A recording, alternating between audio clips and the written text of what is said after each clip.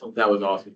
Okay, welcome to the April study session. The meeting is called to order at 7:04. Let's start with a pledge.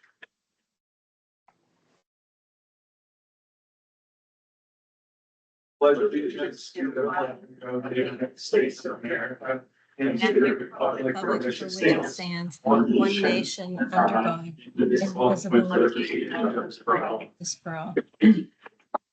Okay. Thank you all for coming. It's so nice to have people attend the meetings. This is what I wish every meeting was like this. It's awesome. It's spring. It's the last quarter.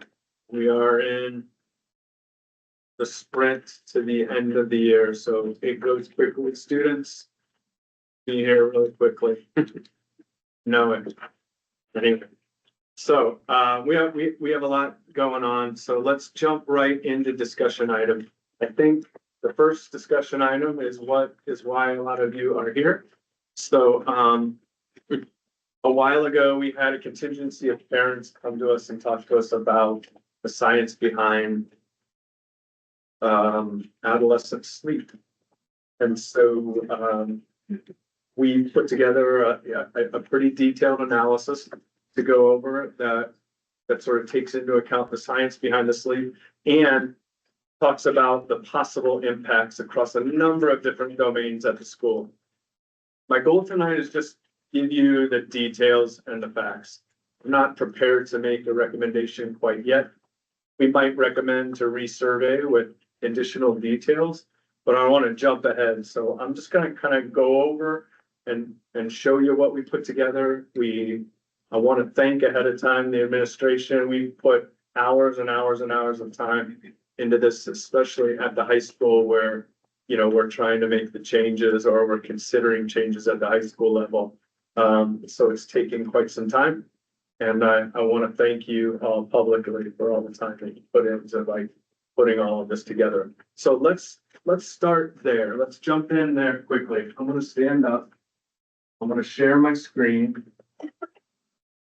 So the purpose here is to weigh the scientific benefits of adolescent sleep. And we want to answer the question, does it outweigh the negative impacts or the changes that a changes in schedule might cause? Okay. All right. This is the sleep. And we've had parents come. We know what the research says. It's pretty irrefutable that adolescent students, especially students in grade 7 through 12, their sleep schedule needs to match with the circadian rhythms, and most of the research points to an 8:30 start time. When we talk, I did speak to a couple sleep experts. 8:30 is pretty universal in terms of the research, but they all said the same thing, and that if you get as much as you can in the morning, even if it's not 8:30, get as many minutes as you can in the morning. It benefits that age of student. So I don't need to go into all the research. I don't think any administrator or any of us here refutes the scientific research that says kids of that age need more sleep in the morning. I've got 2 high school kids. I can tell you firsthand that my high school kids need more sleep in the morning. Not only do they need more sleep, but it should benefit. The research says it benefits their mental health, it benefits their it benefits grades, it benefits their attendance. There's a host of different benefits. Okay, but it does have impacts. So let's start by let me show you what we looked at. So we looked originally at 8:30. 8:30 puts us pretty late at the end of the day. And I think there's a reason that a lot of schools aren't going all the way to 8:30. We pulled it back a little bit and we needed sort of a template to be able to have everybody, especially the junior, senior high administration. We wanted a start time where they could say, all right, well, this is what the schedule is going to be. Start to really work the schedule to see what the impacts might be. So for tonight's purposes, we went with 8:15. Okay. And there's a bunch of reasons for that, which we'll go into, but this is what the schedule would look like. This is the senior high school. So start time would be 8:15, that pushes the elementary start times back to 8:35. And the elementary end times 3:40, the elementary teacher end time to 4:12. There could be a little wiggle room in that. We'll talk a little bit about how we could kind of lessen some of the impacts there, but essentially an 8:15 start time results in the whole district having to start at different times. The elementary would have to start at a different time and end at a different time. Okay. I put a survey out to my fellow like contiguous towns and superintendents. I tried to get all of 42 to participate in it. They must have been busy. I didn't get any data from everybody, but these are the people that wanted to participate in the study. And this just kind of shows start times. The latest start time of the people that completed the survey is 8 a.m. The start time that I really worked with in terms of trying to figure out solutions to some of these problems is Hampton. Hampton has the latest start time in the county at 8:20. 8:20 is the latest public school start time. And so they were really actually a very beneficial partner in this because they had similar impacts and were able to kind of work through some of those impacts. And they were really helpful in this study. This just kind of shows where everybody starts and ends. We'll put this out so everybody in the community can see it as well. Can you all, board members, you can hear me okay, right? Yes. Okay. Yes. All right, I'm gonna keep working through this. Let's start with parent survey. This is one of the few surveys that usually when I put surveys out to the parents, it's great information because I'm gathering ideas from the community. I think every like good superintendent needs to know what the community is thinking. But usually it's extremely unhelpful because it almost inevitably is 50-50 every time I put a survey out. But this is one of the surveys that we put out to the parents. That was like a 2-to-1 like turnout. We had about 400 parents, so about like 40% of the parents did fill it out. And there wasn't a lot of details, but we asked, the idea of starting later, are you open to it? 66% of the parents said they're open to that, which is a pretty big number, I think. Okay.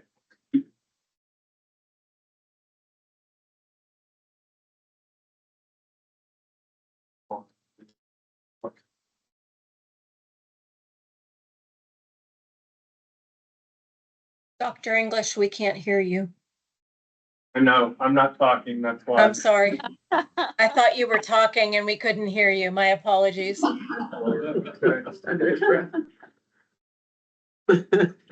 Wanted to make sure. All right, impacts. First impact we looked at, busing. We wanted to make sure the later start time, our bus company could figure out those details. And I don't want to go a lot into detail here, but we looked at all 3 of our bus runs. We looked at the other requirements that our buses have to take care of after the initial runs. But essentially, they were able to kind of like partner with some other schools so the buses have no cost impact to the districts. That's a big one. Originally, we thought that we would need another van or a bus to take the kids to the parochials. But we were able to work out a solution to make busing cost neutral at the 8:15 start time. Okay, that's all I want to say about that slide. Also, if you want to stop me and ask me any questions, please do, or I could just churn through it and then we can discuss. No, it does RB, or you don't have to say it. Riverview 1 is like the bus 1, bus 2, and bus 3. I just put the details there just because we really looked into this. We worked with the bus company. We had them come to the table. We had them try to figure out solutions. But we were able to figure out solutions. So that's not as big of an impact. Okay, athletics. There's a big impact on athletics. This is one of the bigger impacts. Okay, our fall, 66% of our students in the fall participate in sports, which is huge. Like you're not gonna find numbers like that in any other district. So 66% in the fall, 30% in the winter, 40% in the spring. A lot of those students are like 2 sport athletes, 3 sport athletes. So our kids at Riverview are heavily involved in sports and after-school activities.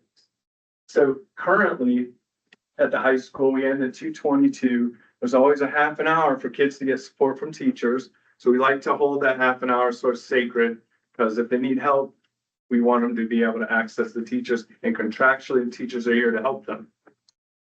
So we have that 30-minute time, which pushes practices to about 3 p.m.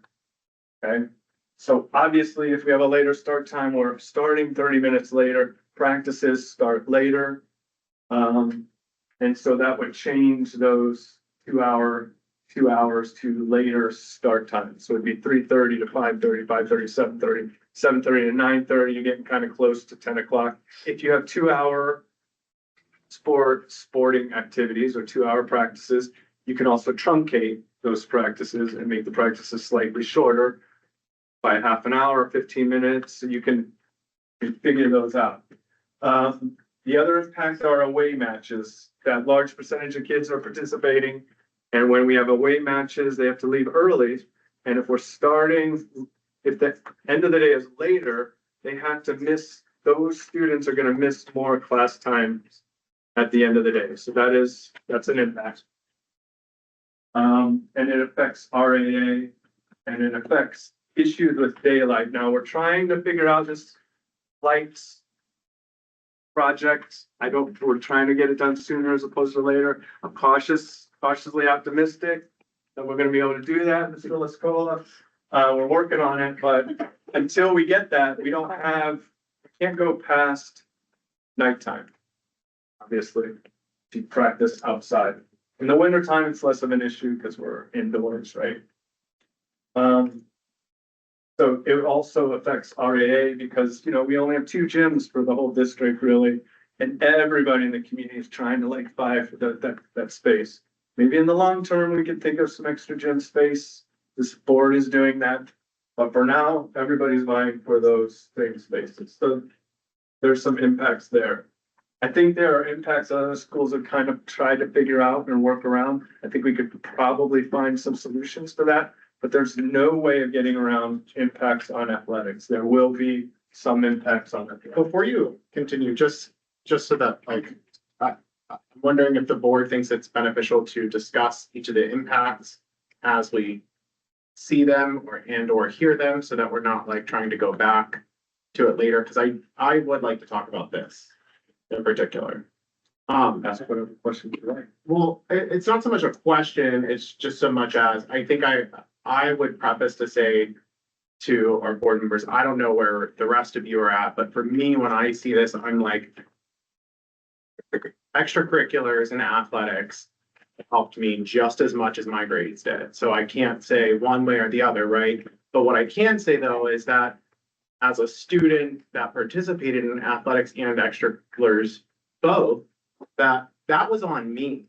And so I guess for the board, I just don't want us to put so much emphasis on these delayed times that we're then like making this the central focus of why we should or shouldn't change the start times, because at the end of the day, athletics and extracurriculars are something that we do voluntarily. Yes, we like to participate in them. Yes, it builds character, leadership, working with groups, etc. But I just would be remiss to be like, oh yeah, like because you're gonna now cut into 8th period a little bit, or because your practice is going to be 7 to 9, that we should be like, oh, well, this is a major deterrent for us switching to a later start time, because at the end of the day, I think that you have to deal with it regardless. Like if you're missing 9th period, missing 30 minutes of 8th period, I don't know how much of a big deal that is, but when you're already missing one class, or if you have to go 7 to 9, I mean, we have musical practices that were until 10 or 11, especially once we got to closer to the actual week of the production. Same thing with dance. So it's like, I think that we just then have to, be diligent in assuring our students that they need to be asking for help or they need to be taking into consideration when they're signing up for activities and athletics that you may not be able to do it all because of these time differences. And so what is most important to you and how can you manage it adequately? So me personally, there's no value, there's no judgment or value on any of the slides. That will be for you, for just what you're doing now. I'm just gonna present the data. I'm not leaning one way or another at this point. I think we could still maybe gather a little more.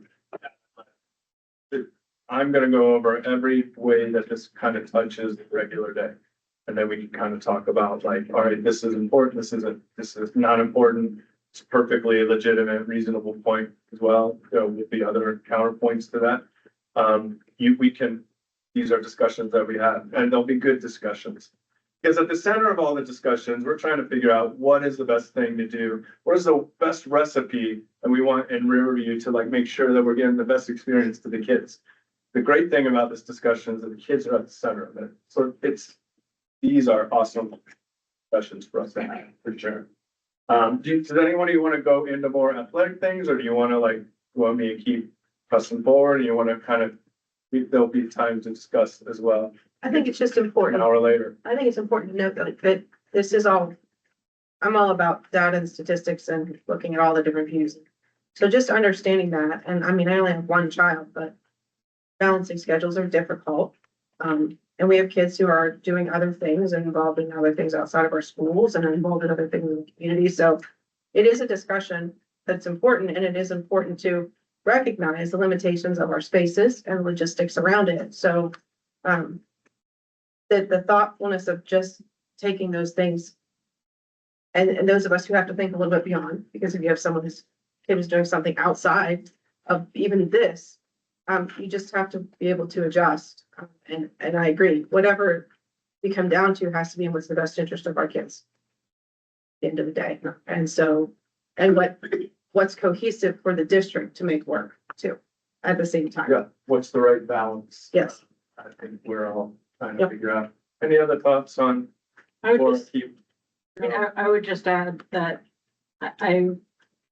these are two major student athletes who do all the things. So I think that obviously schedules are a lot to manage, but at the end of the day, I don't think my kids or other kids are gonna not participate in something for a 30-minute time difference. If they run or if they play soccer or if they do whatever they do, they're not gonna be like, oh, no, 7:30, too late for me. Like, my kids at basketball practice tonight till 9:30 in the city. Like, it just is what it is, whatever you sign up for, what you commit to. Some parents don't want to do that, and that's cool. Some are crazy like me and say, okay. But I guess my thought is that also we remember that our student athletes are also not getting bused to all this stuff. It's the parents that are doing all the running around anyway. Yeah. So it's not like my kid's gonna be on a bus getting back from practice at 8 o'clock. Like, no, I'm gonna be picking them up or whatever, so I don't know, to me, that's not a school responsibility, I guess, in the end. Like, I don't think we're gonna not have people participate in things because of a 30-minute time difference. Obviously, the daylight in the fall is an issue for, being outside and being able to do stuff. Hopefully we can help mitigate that with the field lights sooner than later. But I mean, everybody has to deal with that in the fall. I mean, that's just kind of how it goes. So Daylight is particularly troublesome in the fall because Yeah. you're losing you minutes. lose Spring time, yeah. is a little easier because as the season goes, you're gaining more minutes, as the season goes. And now, it's like, it's light out right now. And before we had board meetings in the dark. So, okay, athletics impacts, we have some, okay? Any other questions, comments about athletics? Okay. Impact number 3. Fast. Breakfast schedules. There's a slight impact on schedules. Obviously, it's gonna change when kids eat. There could be a slight impact, perhaps a $5,000 impact on on our food services staff. In terms of it lengthens their shift and we might have to add and, you know, some resources in there or hire additional people that have more flexibility. There's a slight impact there. This isn't a major impact. There's a slight impact on our food services department. In terms of the kids, not really much of an impact. It just moves lunch, you know, they just have lunch I later. would say there is a benefit though to the kids on this one. Because, You got a normal They're- time. well, no, they actually would get to, well, Like they not 10 a.m. actually get to eat breakfast. Yeah. Like, I know, Yeah. like my kids at the high school don't often eat breakfast at school because it's too early, because we just don't get here at that time, you know what I mean? Who's waking up at 6 to get here at 7 to go eat Like, breakfast? we're just not here early enough for them to do that. So I guess my point is like, that would be a benefit to the kids actually, to have lunch or have breakfast later, because more kids would probably be able to partake in breakfast if it was 20 minutes later. Yeah. We're usually not here early enough to be I also doing think lunch breakfast. pushback is really helpful for the kids too. I mean, they eat lunch really early and then they get home really early. And then they're contending with parents who are doing dinner, which is actually kind of later. So it just like makes meal times, I think, a little bit more regular. We'll have time for public comment, at the, here for Right hearing. after this, actually, Yeah. we can do it all right after this, we're gonna do it. Okay, so that's breakfast and lunch. There could be a little bit of another impact, say that, And that 100K is across the year too, correct? Sorry. 5K is, yeah, across the year, so it's Minimum. it's minimal. It is a minimal financial impact on the district, okay? Certainly something, an obstacle we can overcome. Okay, this, the tech kids are the biggest impact in my opinion. That's my opinion, okay? There is an impact on the tech students. Currently, we have an AM, we have somewhere in the 50s of students, is that right? 50 some tech students. 50, high 40s, or high 40s. Okay, so we have tech students, some of them go in the morning, some of them go in the afternoon. The morning students, it doesn't affect as much because they come back, like, they come back in the morning and it doesn't really affect their schedule. The PM Forbes students, it affects, there's about 15, 20 students that it affects, whereas the later start time makes it so they're losing an extra period of school.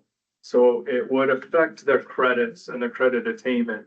Forbes used to provide more academic classes, but they have moved towards all tech-related classes.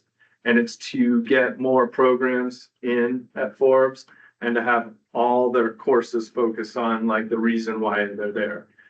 The bad thing for us is we used to be able to have kids like take an English class there and it fit better with the schedule. And we were able to get our Forbes students more credits by taking some courses at Forbes. But this would affect the PM Forbes kids where we have to either think about credit attainment. We did talk to some other schools and a solution to this is they looked at the Forbes classes, try to find ways where they can find dual credits. So if they're taking diesel automotive, maybe accounts for an extra science class or it accounts for, so you're able to like make up credits by giving those students dual credit options. We also be able to Can I provide what's it called? Online learning to these students, like for whatever that second period was, or No, because they're en route. So they wouldn't be able to, I mean, they could do it after school or before Right. school, but that wouldn't be fair to the Forbes kids. I think the real solution is make their credits more flexible. If you make it more flexible, we could take care of them. There's a small amount of kids, but we gotta make their credits more flexible. right? And if we can do that and have more of their credits count for our credits, we're in good shape. We should be able to figure out this impact, okay? There's an impact that we should be able to figure out. I don't know exactly the details. But I spent a lot of time with Hampton to see how they like arrange that. So we'll have to kind of reach out and figure out where they provide the credits. Oh, actually, could the second period and the seventh period be the same class for that student? So they leave 10 minutes into whatever that their second period should be. And then they resume theoretically the rest of it at that seventh period midway that they return. I mean, that would take some ingenuity on our side of it to like Mr. Hewitt, do the schedule. that would be a logistical nightmare. Yeah, I mean, I don't disagree. Tell us why. We don't have we also have limited, The PM4 students are juniors and seniors. Right. So you know, who knows You're what not that class could be. Yeah. It could be 5 different classes for the 25 kids that are in that situation. But the line, and they're not always, where something where we might have 2 sections, it might be a class, there's only 1 section anyway. Yeah. yeah, That's fair. we have some limitations at Riverview in Yeah. scheduling anyhow, because we're small. So we don't have bio 1 all day long, like Fox Chapel has bio 1 every period, and you can take it anytime. We have only a few periods a day that we can do it, because we only have 1 bio teacher for the whole district. So, there's some limitations there, but I think the solution could be is just to find some flexibility with credits. That's the easiest solution. I don't know exactly how that would look. Finally, we have shared teachers. We have shared teachers at Riverview. That is unique to Riverview, where we have some teachers that teach in all 3 buildings. So we looked at some permutations of schedules where, you know, like the elementary or 15 minutes apart from the high school. We looked at a bunch of different permutations of schedules, and there's no way to make it work unless you keep the exact amount of minutes between the elementary and the high school start times. So they have to be that different to allow our traveling teachers to get to the places where they're teaching with enough time to get in the course requirements or their preps that they're delivering to the students, okay? So, we also need it to remain the same because we have, looking over at Mr. Rochers, our esteemed new special ed director. But we need time in the mornings and the afternoons. We need the extra time in the morning and the afternoons for meetings. We have to have IEP meetings and 504 meetings, and we have to meet to discuss the students, and we need to make sure we have access to the teachers in order to be able to do that. So the solution to that is you just got to keep the time. You have to keep the staggered time. Now, you can mess around a little bit, possibly with some help from the bargaining units. We could mess with before and after school start time. So to like make the elementary teachers' day shorter, we could talk with the union and maybe put their time at the beginning of the day. So there's some ways to like kind of make it a little more palatable, especially for those elementary teachers that would now be getting out at like 4:12, which is pretty late. Okay, that's shared teachers. Keep the staggered time and we're okay then, okay? Okay, here's staff schedules. This is impact number 6. I'm gonna change this. Staff aren't happy about a potential change to start time. So when we surveyed the staff, we got a really good turnout in terms of respondents. 71% don't want to do it. Number 1 theme is their family obligations and responsibilities. They've worked their family and their dynamics around the job here, and that's one thing that they provided. And they were a little worried about the after school schedules and the athletes missing more of their classes. That was kind of second in terms of the themes. And they also talked about difficulty in before and after school meetings as well. So that's the data on the staff. Parents are a little more open to it than our staff are. Okay. Okay, we reached out to all of those other schools and I talked to a whole bunch of superintendents, okay?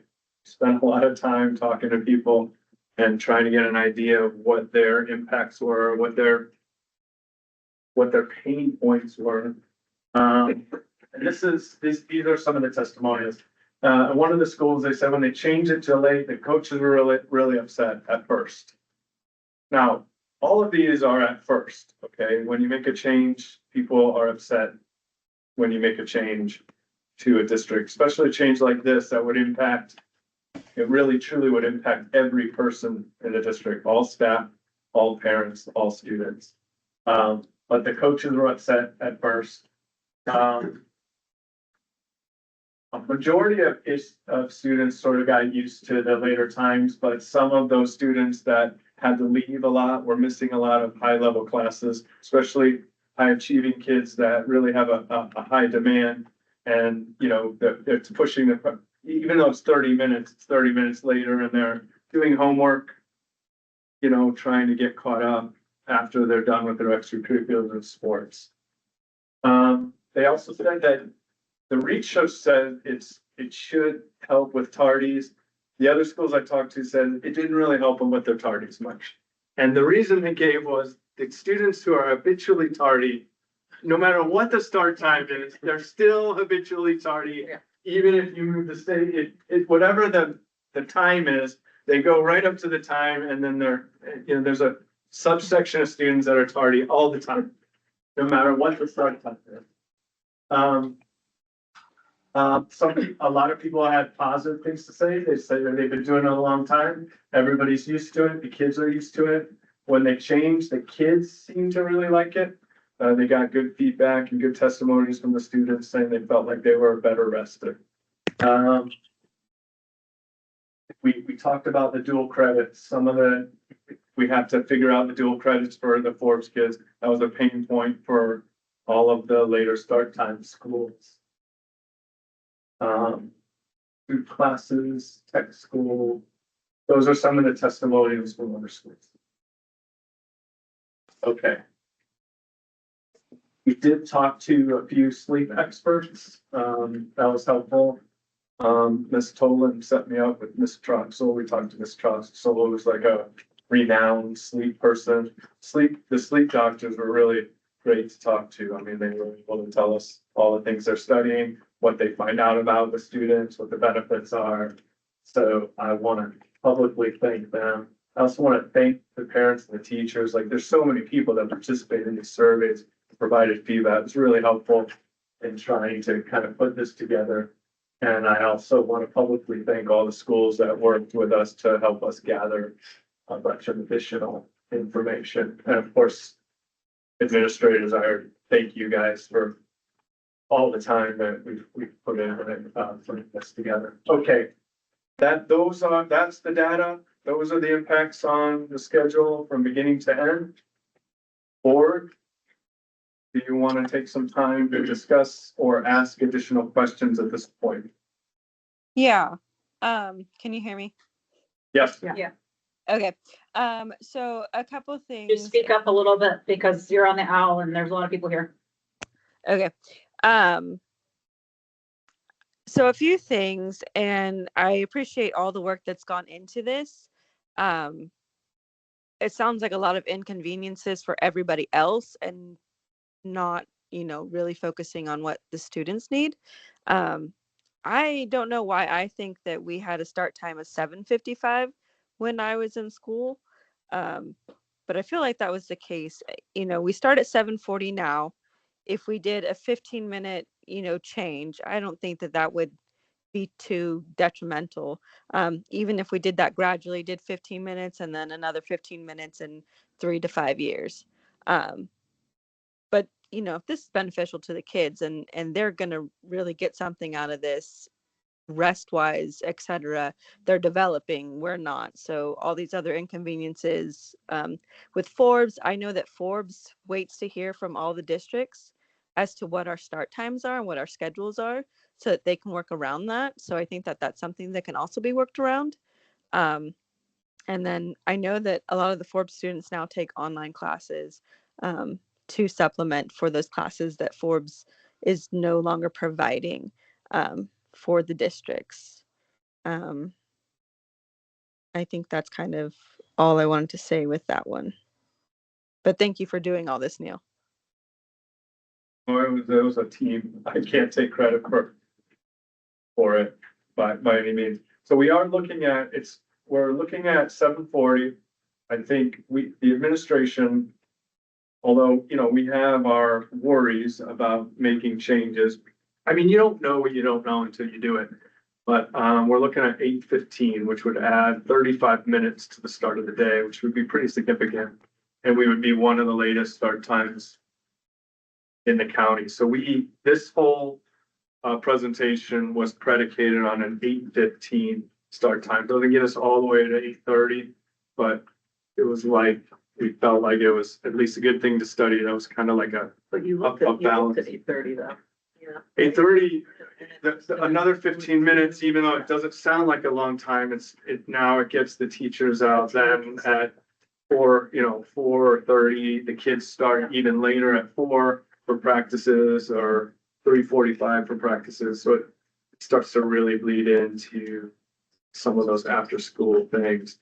And the sleep study folks, I mean, I think they would rather have everybody start at 8:30, but they said, get as much as you can.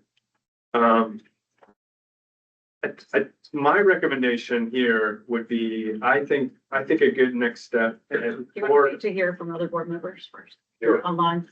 And then, Yeah. and Steph, I also agree with what your sentiments were, because, yeah, you're correct. We did start at like 7:55. I think we got out at like 2:30 actually, or something like that. And then it like got moved up to 2:20.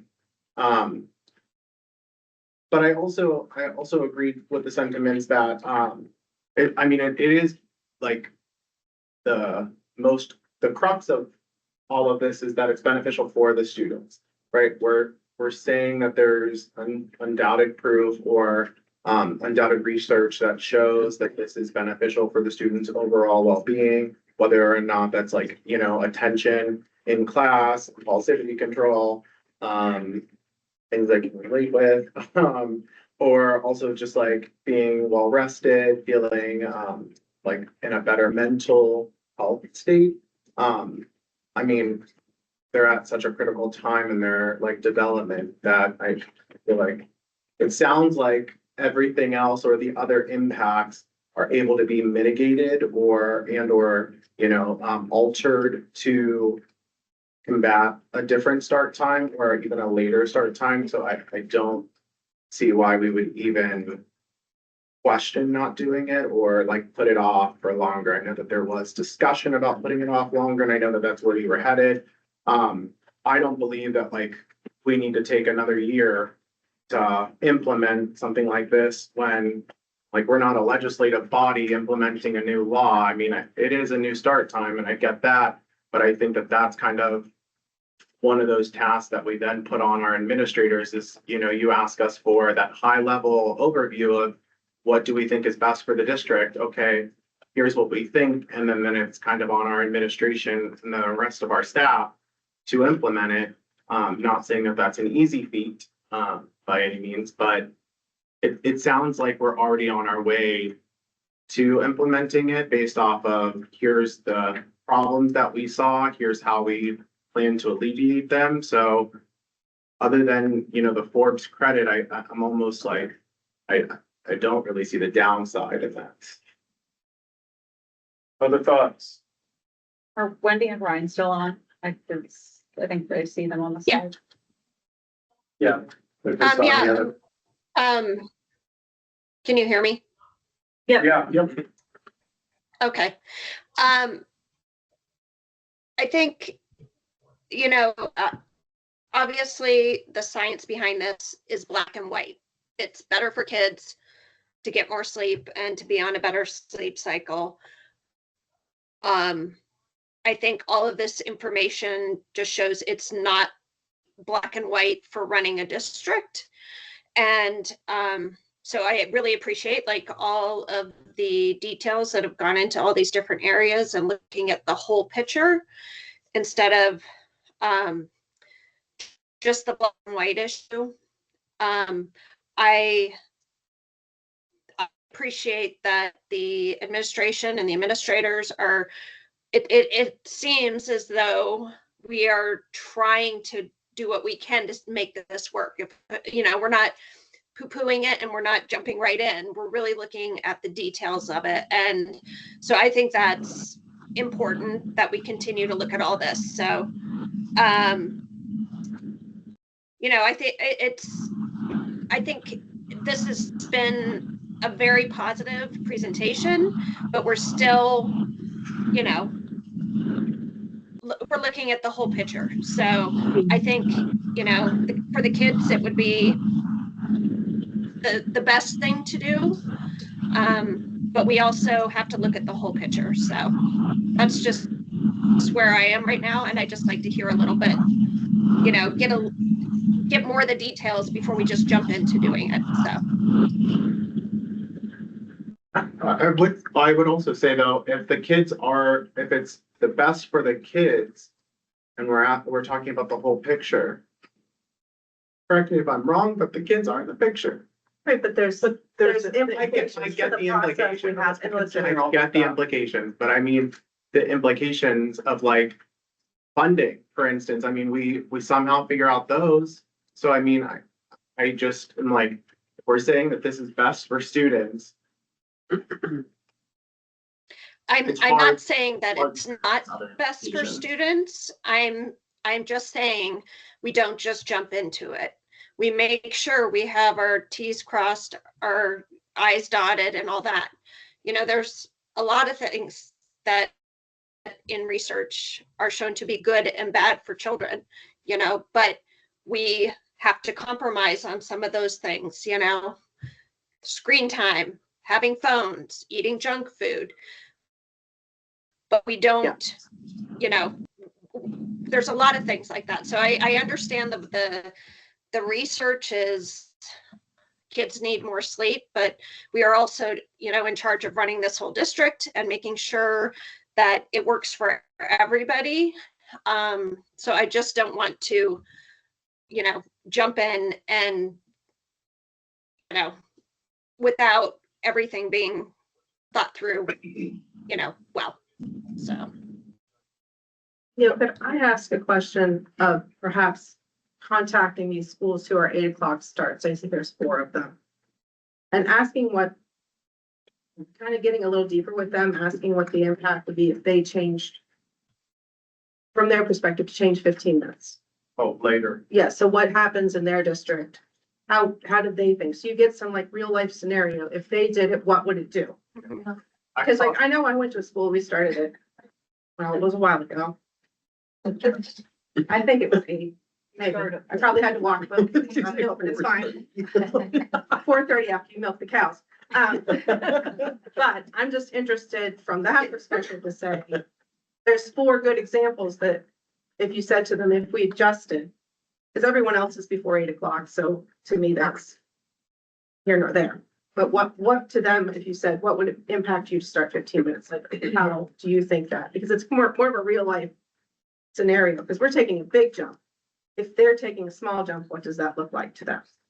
So Yeah, I I was talked to gonna- all those schools about their 8 o'clock start time, but I could reach out to them again. Just those specific ones. Those It'd be 8 o'clock interesting. schools to say, you know, what it would be to later. I just spent a lot of time with Hampton that has the 8:20 start time, Mm, because they were as close. Right. They were pretty close to what we, you know, the schedules that we sort of sussed out. There's some, I think there's some other things that I think I would like to figure out as well. In terms of next steps, I would like to know, there's still some work to be done, I think, with the teachers union. There's some work to be done perhaps, but to get some parent feedback on later start times with details, because when we surveyed them the first time, I think people were open to the idea, but perhaps, you know, when they know the exact times, elementary schools and high school parents, maybe it impacts them in ways they didn't think about because they didn't actually know the actual start and end times. And maybe it would affect work or their schedule or something like that. So I would want to know that. I mean, ultimately, Antonio's right. I mean, the board can make a decision and we, you know, will fall in line according to what you guys say. You're the big picture people. But those are some next steps that I think. And I also do believe it would probably be in our best interest, knowing that everybody's got to shift their time. The parents can easily shift their schedules, the staff can easily shift their schedules in a short period of time. You know, maybe that's something we could do, but I don't know, it's significant enough that it could take some manipulation in people's work schedules, or, you know, how their older kids are walking home, their younger kids, and what times, or after school employment, or I mean, I don't know what the factors are, all the factors are. I don't know what families are dealing with at home and individually, but those are some other things I would want to maybe know. Yeah, Any other thoughts by, I was just gonna say, to jump off of what Aaron was asking, for one, I'm surprised that, and obviously this is not all the schools in Allegheny County, but it's around 18 of them or something. That so many of them are still either at our start time or even earlier. A number of them are 7:20. God bless them. But not a morning person. So really only 4 of these are even at 8 o'clock. So I guess my thought on this whole thing is, yes, it's definitely good for students. We know that, like, for them to get more sleep. So I would want us to move our start time in some fashion, whether it's 10 minutes, 20 minutes.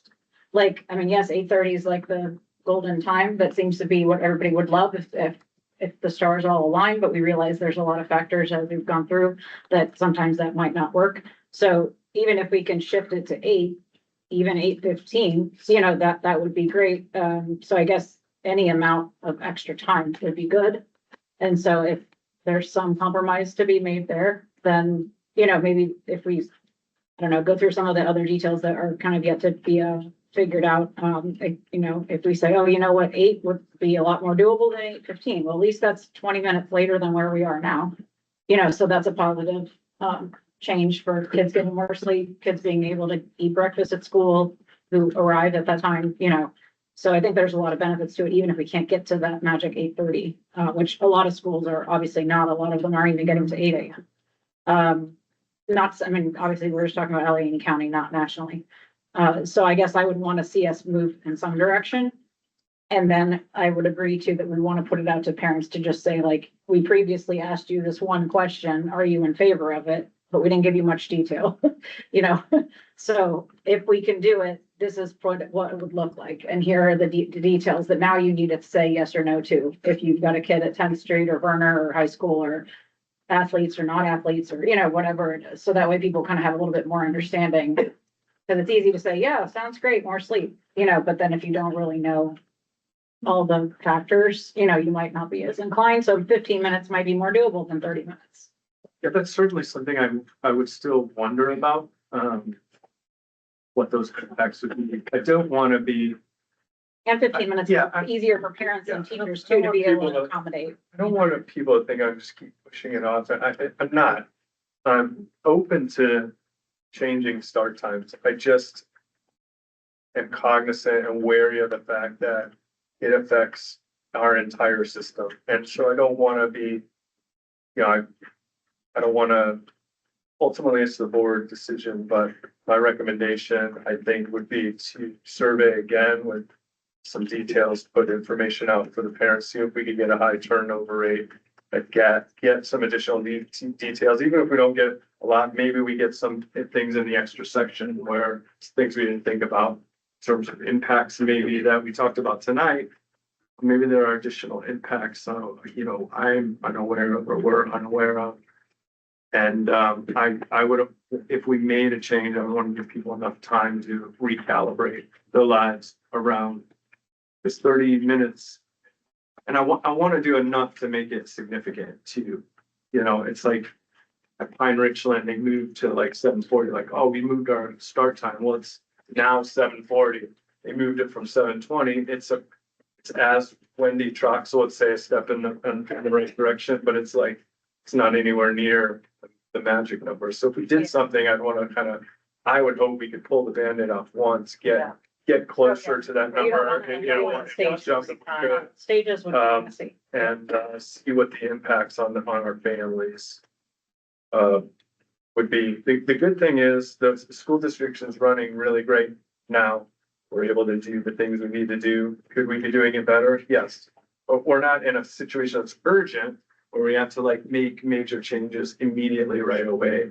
But the science for me matters, for sure. Our scores might go up though, and say if our kids Yeah, are getting yeah. more sleep. Supposed to do better.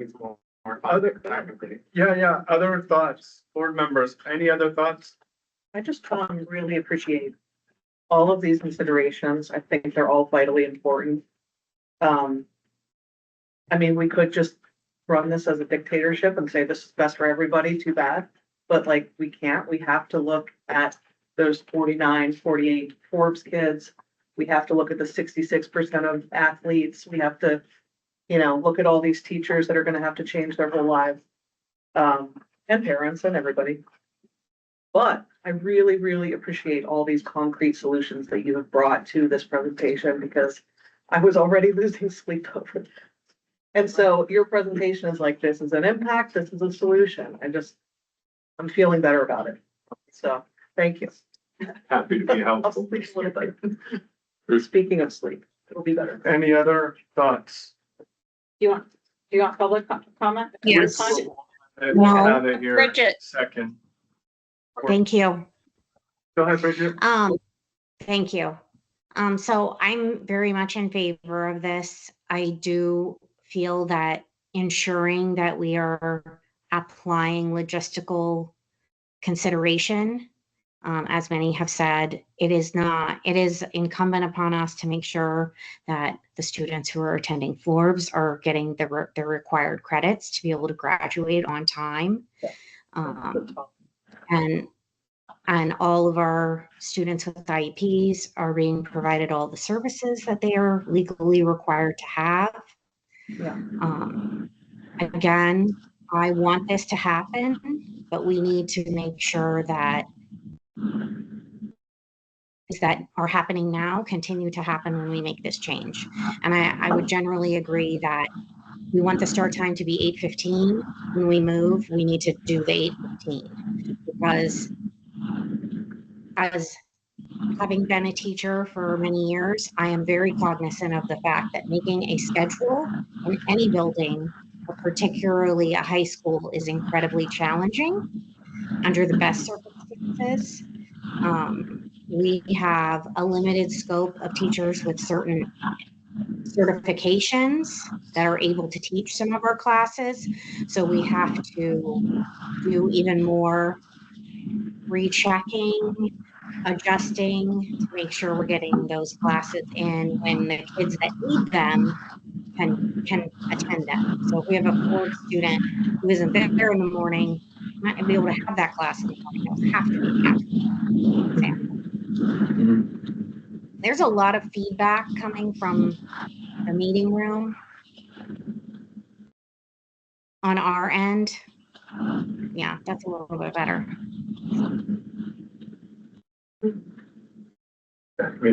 You're welcome.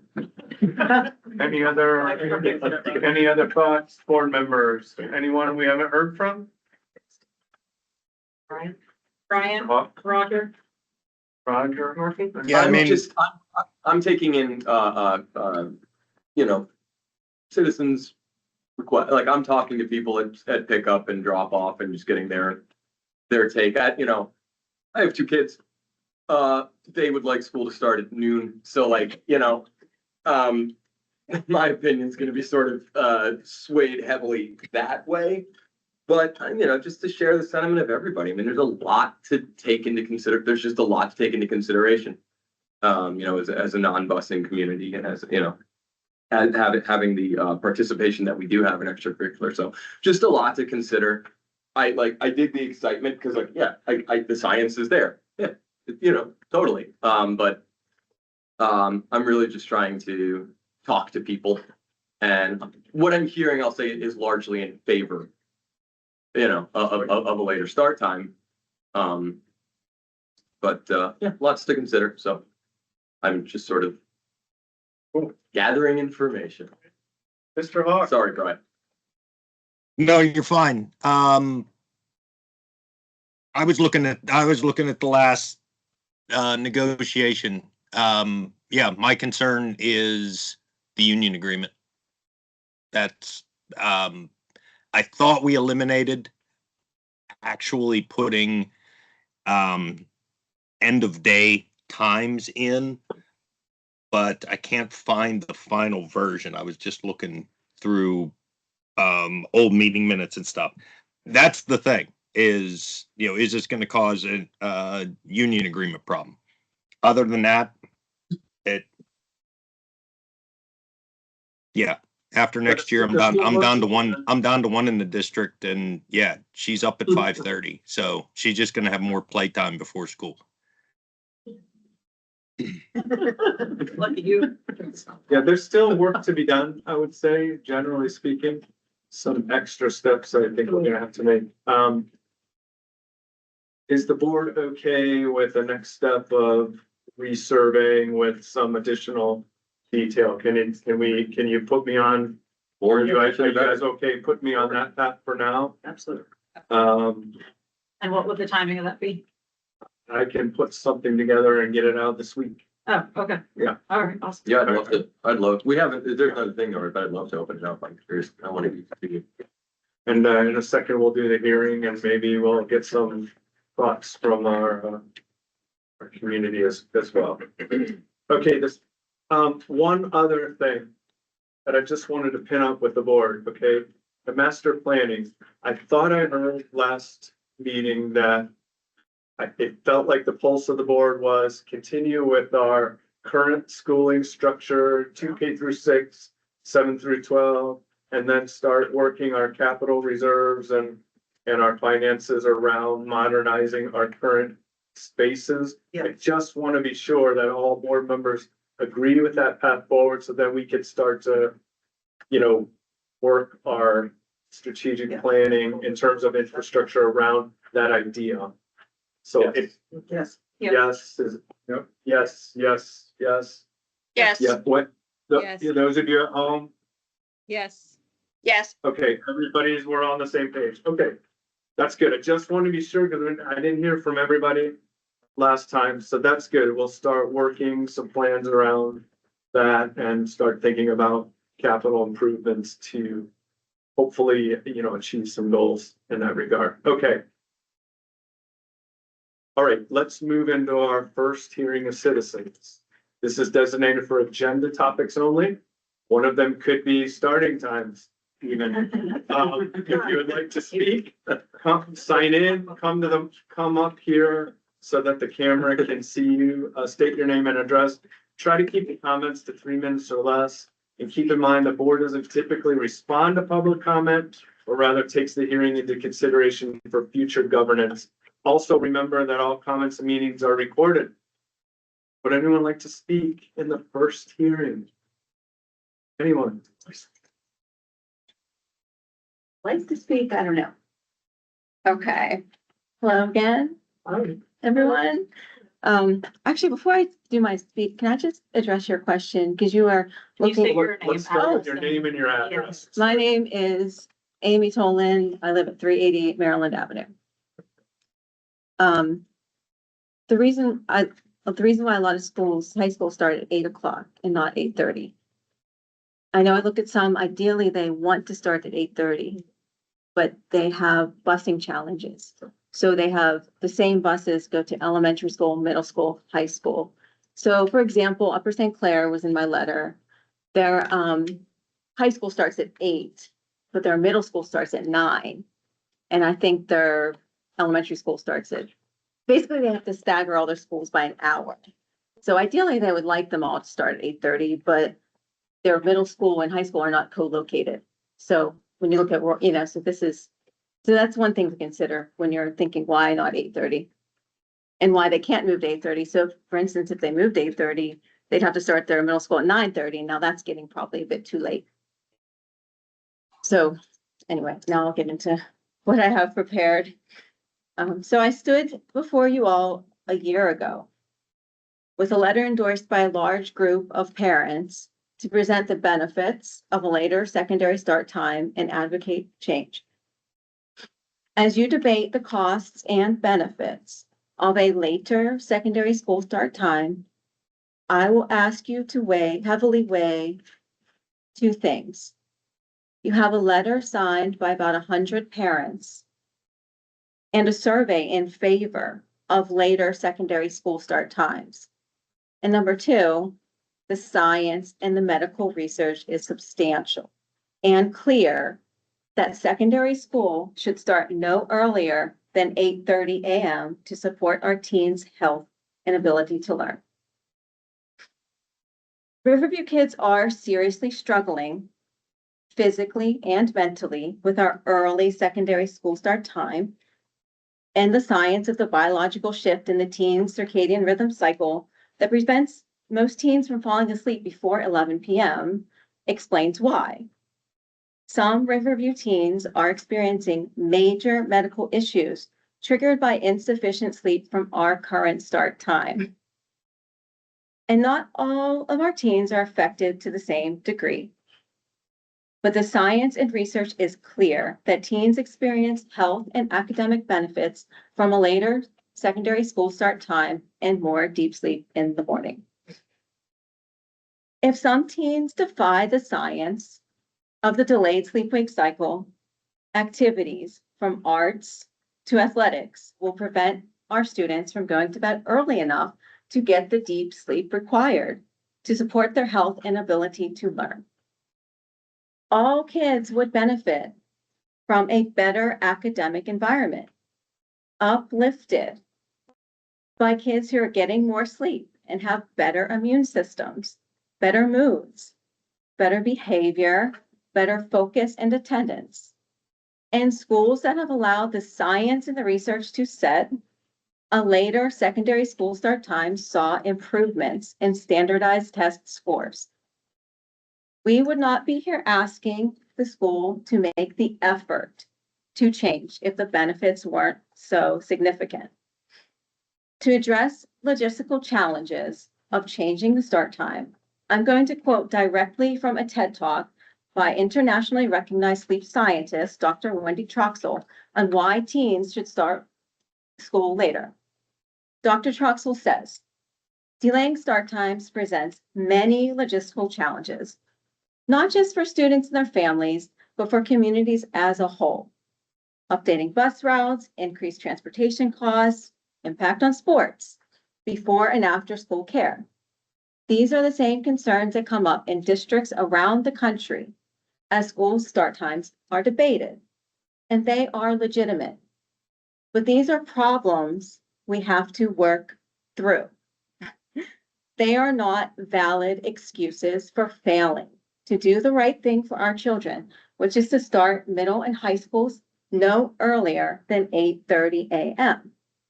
And in districts around the country who have made this change, they found that these fears were often unfounded and far outweighed by the tremendous benefits for our students' health and performance and collective public safety.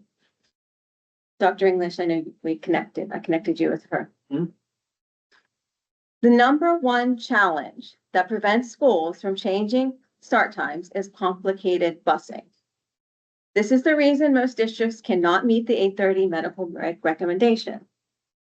Our minimal busing is a unique advantage over other districts to change school start times. Please account for all the ways our small district is unique and embrace the opportunity to serve our students better than other districts can. Sure, we'll have challenges around athletic schedules, cafeteria schedules, technical students, and staff schedules. But these are not unique challenges particular to our school district. And we're asking for your commitment to find solutions and figure out what adjustments need to be made to make this work for the greater good of our student body. So if you cannot dispute the science and abundant medical research that clearly documents significant positive impacts on students physically, emotionally, behaviorally, and academically, please champion this change. And as you examine the costs of changing the secondary school start time, here are the costs of keeping it the same. Public safety risks with higher rates of car accidents among our teen drivers and our student safety while walking to school in darkness. Our students' health is impacted through weakened immune systems and increased in-school viral transmission and increased diabetes and obesity. Our student athletes are impacted with more injuries and prolonged recovery and lower athletic performance and competitive outcomes.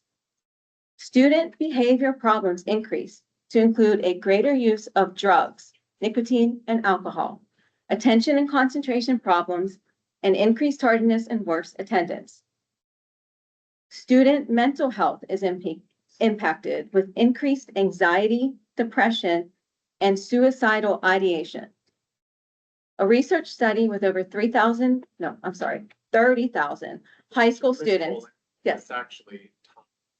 I'm almost done. There is a second hearing at the end, I'm though. almost done, almost done. I'm sorry. No, I'm This sorry. is, I'm gonna say this, I'd like to, I mean, she put it together. I would like to hear this. and I've been It's not fair to. almost done. I'll listen to them as well. All right, I just mean- wrap up. Okay, this is important because a research study with over 30,000 high school students found for each hour of lost sleep, there is a 58% increase in suicide attempts. Aside from all the public health and safety risks, academic performance improves with later secondary school start time. And here's my finale. And perhaps the greatest benefit of changing our secondary school start time to 8:30 a.m. as recommended by the medical community is you will stop hearing me talk about this. And I know I am real tired of talking about why our kids need more sleep in the morning. So as school board members, you have the opportunity to lead significant change and improve our students' health and performance and make our school better. Please take the initiative. That's all for now. Thank you. Other speakers, I'll push a timer on. It's not to like cut anybody off. I just want to make sure everybody's getting it, you know. Like, come on up, Ms. Bodnar. So this is more just thinking aloud, but, I'm not signed out, I'll sign it. I'm done, but, Christy Bodnar, 910 Washington Avenue. So, I just want to say as a citizen and a parent, I am in, favor of the start time. And then, I'm sorry, I missed the beginning. And this may have been covered, but just, these are some thoughts that came about, while we were looking at the presentation, also the really great information that Mrs. Tolan just shared.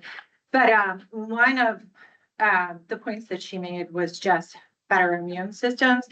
And I will tell you, we have been plagued with illnesses the past 2 years with starting with my older students. Like these are illnesses that I would have expected to start with my elementary school student.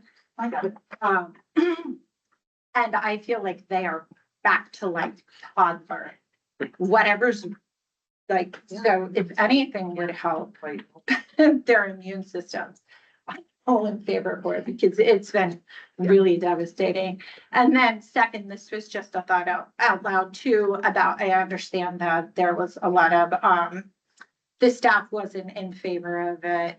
But have any of the other districts that have implemented this actually experienced any staff or faculty attrition due to the changes? And if so, how they dealt with it? So, thank you. You, anyone? Else? Come on up, name and address. Hi, I'm Rosa Lascola. I live at 828 Pennsylvania Avenue. I'm a student at Riverview, so I can attest to most of these issues that you guys are facing in these, like, in coming about of these topics.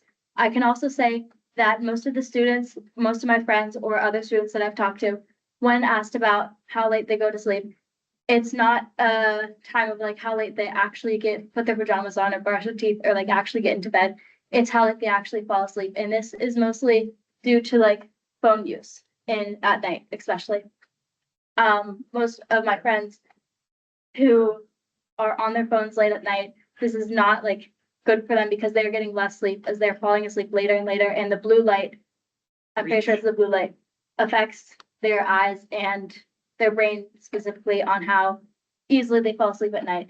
These it's not just the phones that affect it, but also the fact that students, I'm in 11th grade and I have a lot of homework at night. And sometimes even if I'm like, I go straight from school to practice to home and I do homework for the rest of the night. Sometimes I'm up until 11, just simply doing my homework. And this does not account for any away sports or musical or any other extracurricular activities that students may have after school. So I just think that this all should be taken into account when thinking about the start times. Thank you. Thanks for the question. Okay.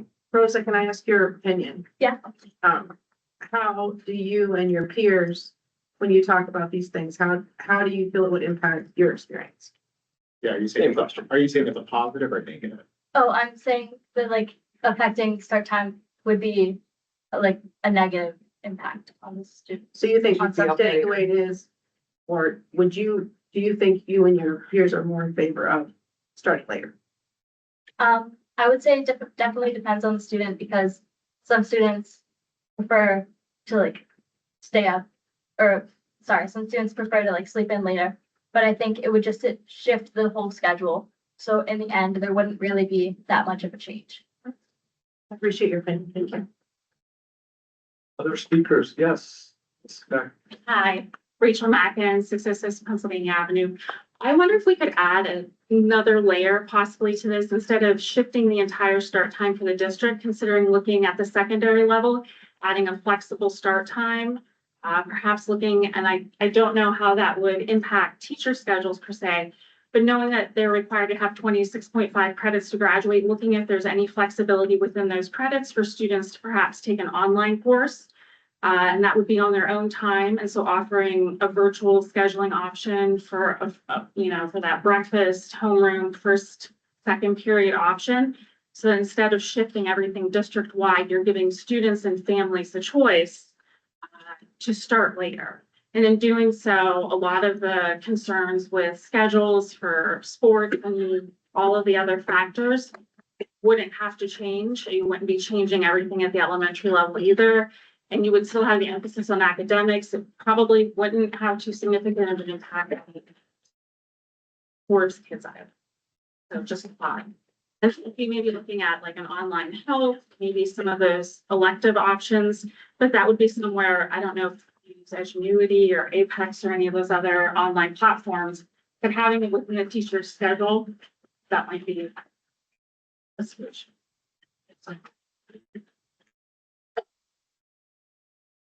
I'm gonna, In the hearing, Miss. yeah, Katie Lascola, 828 Pennsylvania Avenue, and I'm just gonna go off of like what Rosa said a little bit and maybe like clear it up. So, talking with Rosa and I'm present a lot with her friends. I know that a lot of these kids are up on their phones, like until 1, like I've somebody in my car said they were up until 4 on their phone at one point. Like so my rule in my house is at 9:30, phones stay downstairs, kids go up, you can read, you can do whatever you want. But like, I'm not saying that's for everybody, but I think maybe we need to think about other things to like help our kids sleep too, beyond just like staying or sleeping later in the morning. And then the other thing that concerns me as a parent is, so my kids are athletes and they do a lot of sports and they're already taken out early to go, to these away games. And so if we have a later start and these other schools don't, they're going to be missing more of their core classes to get out to go to sports. And I know Rosa does a ton of work. I expect Nico to next year in 11th grade. It's hard. It's a lot of work and school comes first, obviously, but I don't want to see them missing more class, to go to games. So a later start when other schools around us don't have a later start doesn't I don't love that. I don't love them missing more school because of that. Not to address that real fast. Oh, yeah. I mean, I did Okay. a couple points, like, I did kind of. You look finished? at- I'm sorry. No, that's okay. Go ahead. As far, like, Well, we'd let you say, oh, sorry. please finish if you were not done. Okay. Oh, Please, yeah. Oh, I'm sorry. I just want. You certainly get your 3 Yeah. minutes. Oh, yeah. I want to answer a question about the Okay. schools. Okay, well then just one more thought based on that. And this is my daughter Mia, who we don't have a rowing team and Mia rows for the Ellis team. and they went to nationals last year, so that's, they did a great job. But when I was talking to Mia about this, she was concerned about, not being able to row with her team because of the leadership. Of course, you don't have to say. Okay, okay. She wants to row, you know, with the team that she's rowing with, and if the leaders start like getting her there and like with the team, like I can't ask Ellis to like move their time. So it just kind of like disrupts a full system. And I may be an anomaly here, but my children, Nico doesn't love to wake up, but he wakes up and he gets the job done. He goes to bed at a decent hour. He knows what he's supposed to do. And I think maybe that's what life is. And we're teaching our kids, you know, some things aren't very pleasant, but you kind of got to do it. You got to figure out, you know, maybe your own sleep cycle. Maybe when you're in junior high, high school, you can realize that maybe you need a little bit more sleep. You can figure it out. And you can kind of do what you need to do. Because we're sending them off into college where nobody's gonna care if they've slept or not. They're gonna need to get the work done that needs to be done. So that's it. Thank you. Thank you. All right, yeah. Does anybody else want to speak before we have duplicate? I'm sorry, Yeah. I just, there was just, Yeah, but hold on, You have to let- if you can wait, we Yeah, have to make that's sure fine. everybody else gets a Yeah. chance to Yeah, talk yeah. first. Come on up, yeah, please come up. Hi, Shelley Barton, 519 Washington Avenue. Hi. And sorry, this is going off of this because I had the thoughts. One is, have you surveyed our students? Like, this is impacting them. And personally, as a parent, I asked my son how he would feel about this, and he said, absolutely not, Mom. He said, I enjoy being out when we get out. I enjoy then going over to Riverview Park, playing basketball. Before he has to get home and go to all his other extra sports that he does, he gets to have that social time, extra social time with his friends before he has to go home. And he does extra sports. He's in clubs. He's going to be 13. But at 13, he knows his body and he will come home and he will tell me, Mom, I can't do this practice tonight because I need to sleep. And I will agree with him because he's going to tell me. This is also a kid that I wake up in the morning and he stands in front of his dresser for a half an hour before he starts moving. So. But I agree, these kids, we are preparing them for the future. We are preparing them to be independent and in college. I'm not going with my 17, 18-year-old and waking him up in the morning and telling him when he needs to go to sleep. He needs to figure that out. He needs to figure out how to manage school, how to manage his sports, if that's what he needs to choose, how to manage work when that comes to his age. That is something I had to figure out. I'm sure all of you did too. I started early in school, and I can tell you when I hit middle school and I was like, I'm going to be home before 4 o'clock. I was excited. I am not a morning person. When I went to high school and I was like, I can be home by 3 o'clock. I can start work at 3:30. I was excited. It didn't matter that I had to wake up 45 minutes earlier because some of those benefits outweigh the negatives of getting up early, but I'm out early. I was with friends, I worked, that's what I wanted to do. So, thank you. Thank you. And also, we appreciate everyone's sentiments and feedback on both sides of this, because I think that, like, the board can agree here that, you know, we see both sides of that argument, that we live it currently where it's not later, but we also understand that there are benefits to it being later, and so, no, absolutely. Thank you, guys. Hey, I'm Molly Miller, 640 Woodland. I'm just gonna say that this is just sort of not piggybacking, opposite of that, of what, you guys were saying. I also started school at 7:20 in the morning. I also would have really appreciated to start school at 8:30 in the morning. When I was going to school, because I do not, and I also was an athlete.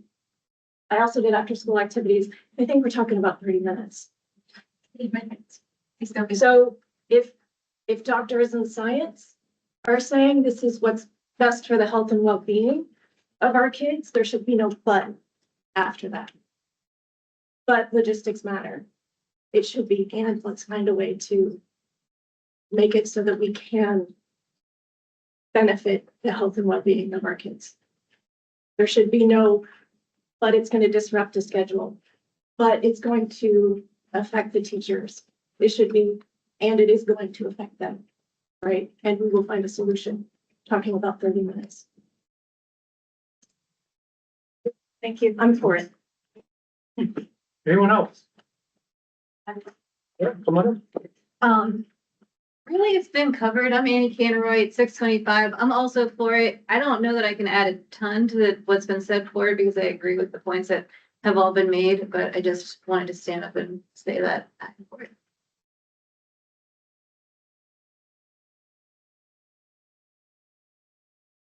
Anyone else have anything additional they wanna add?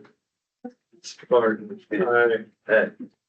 Jeff Barton, 519 Washington. So I'm coming with two hats here.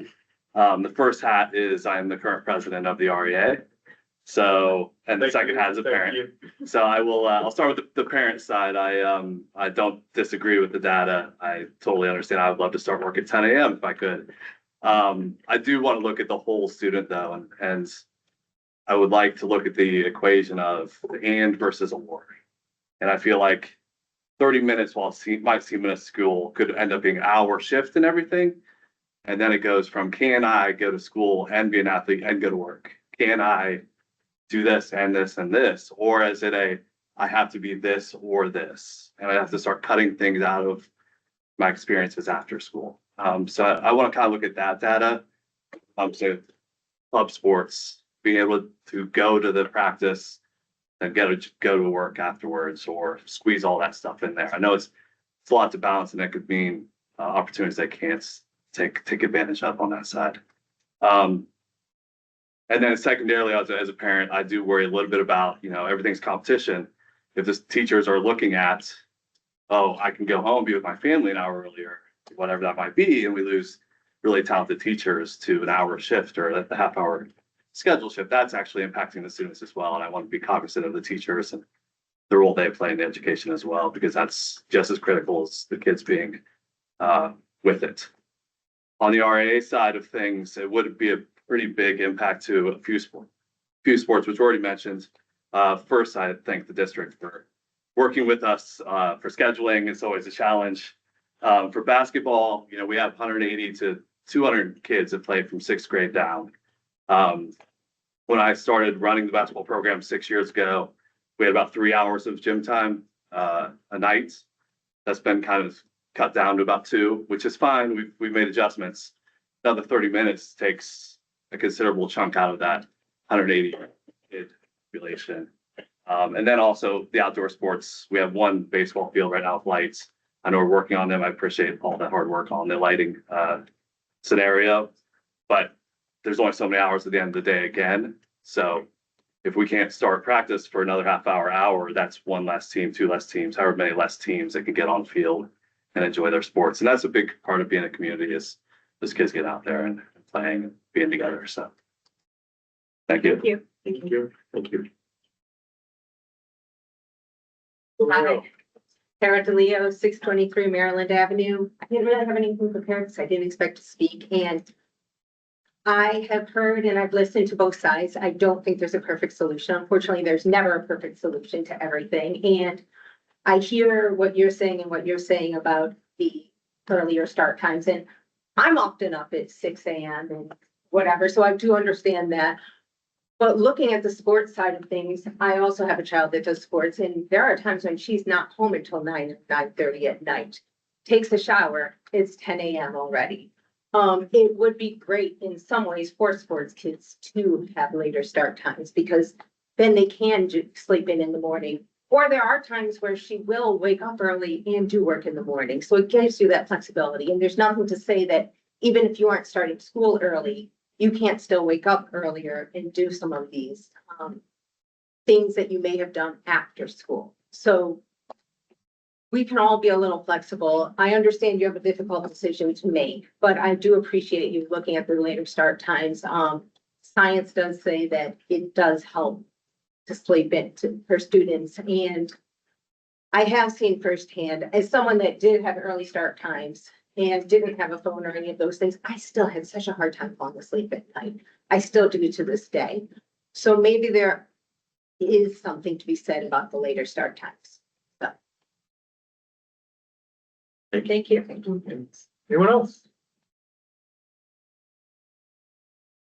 I want to thank you all for coming to speak. Sorry. Oh, you wanna? I mean, I guess I feel like it's my last shot because you guys will move on after this. Was in the letter that I sent, so I just like to remind everyone. I know there's the argument, well, won't kids just stay up later if we move the times back? Well, the American Academy of Pediatrics did a huge study on that, and they did show that when start times are moved later, students really did get more sleep. So there's that issue. And Leanne, I talked to you way in the beginning.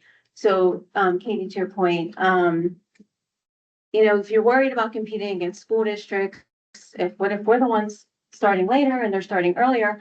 I was just curious, and unfortunately, I could probably find it in my notes page, but I have like 200 notes pages. I did some research and I looked at our sports schedules, and I noticed we play a lot of private schools. So I was kind of curious what the private schools are doing. So actually, a lot of the private schools that we compete against do actually start at 8 or later. So not all of them, but we're actually kind of going up against kids who are getting more sleep than we are for our student athletes. And I mean, I'm just curious. Often I look at some of the WPIAL standings, and a lot of the schools that are competing, leading in the WPIAL, Upper St. Clair, Avonworth, Lower Borough, these are schools that change their start times. So that I think that these are schools who highly value WPIAL competition and performance. That's all I'm saying. I think that's all I'm saying. That's it for the first hearing. Just like to say Riverview is a contender in cross country. Like, so Riverview is Whitfield States, like they are. I know. And Okay. we did finish second in soccer, and I think, what if we could have won? We're so close. Maybe we could we could be even better. That's all. Okay, thank you. We will have a second hearing later on all school-related topics.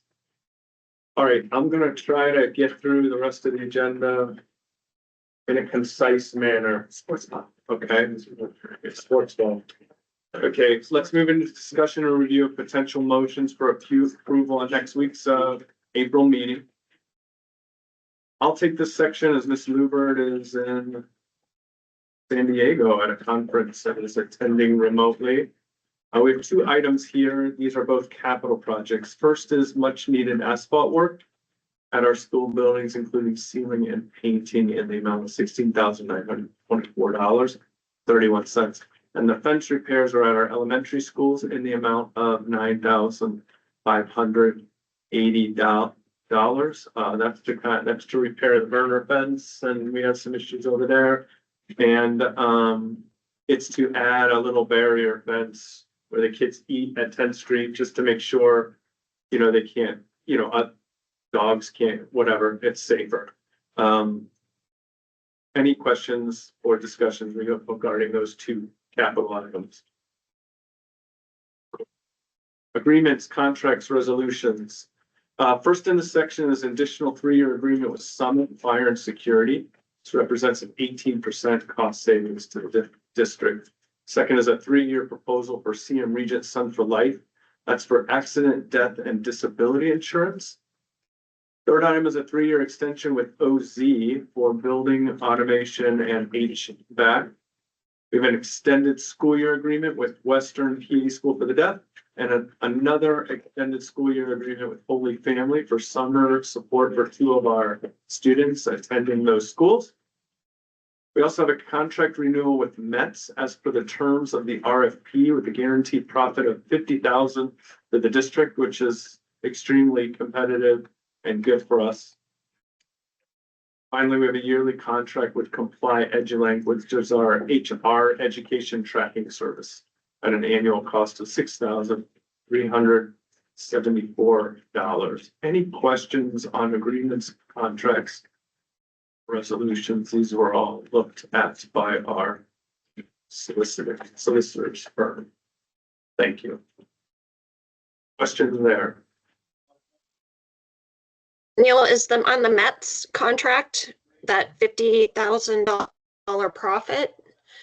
Is that just 1 year? Is that 5 years? And isn't it typical, like our food service is typically net zero?